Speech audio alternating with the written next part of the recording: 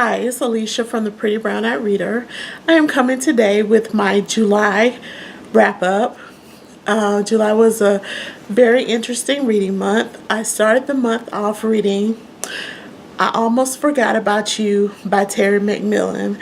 This is her latest release, and I actually recorded a book review, and I will link it down below.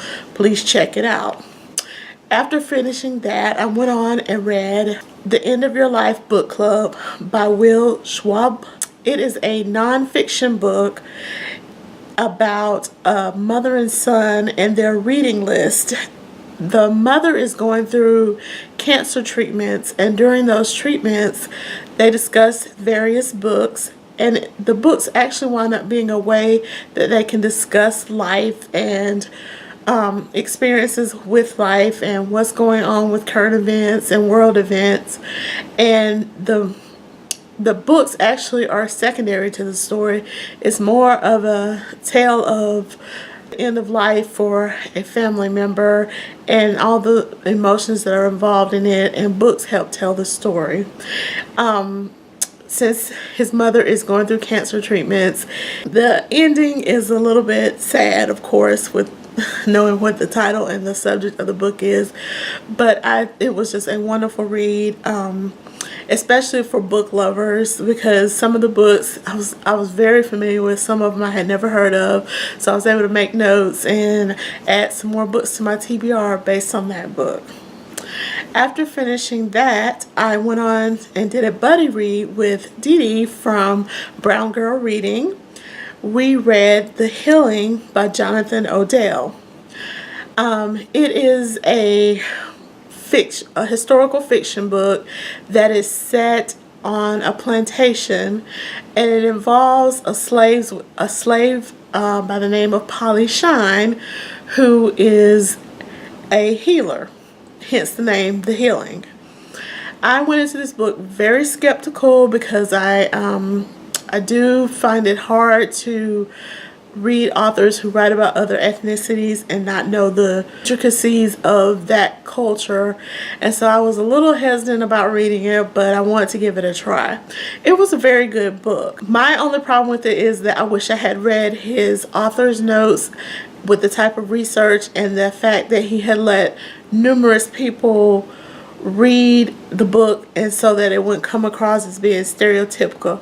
What I loved about the book is that he showed that slaves weren't these passive people who had no intelligence at all. They had intelligence and knowledge of what they knew, and at the same time he was able to show how some slaves didn't want to, not necessarily understand the concept of freedom, because all they knew is being on the plantation, and their goals and their dreams were intertwined with how this plantation was run.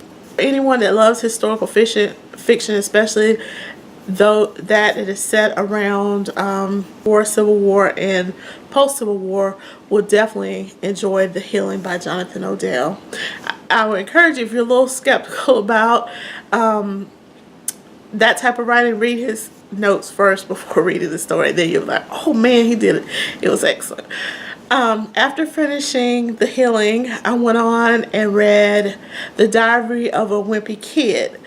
My book club this past year, we volunteered with an organization that gives out books to elementary school students for the summer, so that they don't have a slide in their vocabulary and reading skills. And through the volunteering process, the most popular book that the kids always went for was The Diary of a Wimpy Kid. And I was like, what is this book about? I need to know. So I just needed something quick to read, and I read it, and it was actually really, really good. The main character is a little bit of a jerk, but the illustrations and the story is very good, and I encourage anyone that is a child at heart, pick up The Diary of a Wimpy Kid. And the last book that I read for July is Homegoing by, I do not want to butcher her name, but Homegoing. You've seen everybody doing the and their TBRs as well as their wrap up. It is the story of multi-generational family with African and American lines of genealogy from the west coast of Africa. And it centers around two half-sisters and how one was brought to America, one stayed. There's a lot of hype on this book, and overall the writing for the book is really good. But for me, I found that the African part of the story was just awesome. I could read that in no time flat. I was so engrossed in it. The American part felt almost like repackaging of other books, other stories that have already been told. And it wasn't that it was bad, it was good writing, but it didn't feel very original. It wasn't anything in comparison to other historical fiction books that are multi-generational about African Americans. But I still encourage anyone to read it because for a debut novel, just phenomenal. It's really a great read. But for me, the American part of the story just really felt like repackaging. That was my July. I hope everyone else had a good July reading month. Please let me know what you read. If you read any of these, please give me your thoughts as well. Thank you for watching and have a great day.